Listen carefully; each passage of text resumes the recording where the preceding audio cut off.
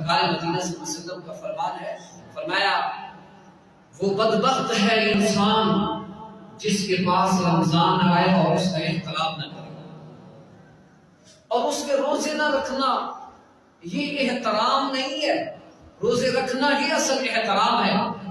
روزہ رکھے، روزے داروں کا احترام کرے، اچھے لوگوں کا، بزرگوں کا احترام کرے، آنے والے جو اللہ کے گھروں میں اللہ اللہ کر رہے ہیں اس کا بھی احترام کرے۔ رمضان کا مطلب یہ ہے، رمضان کا مفہوم یہ ہے کہ روزے رکھے اور اس کا احترام کرے، کیونکہ اللہ کی طرف سے یہ انعام و اکرام والا مہینہ آیا ہے۔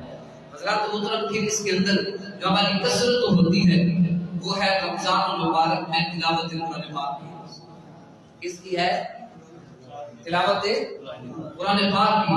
اللہ رب العزت نے ارشاد فرمایا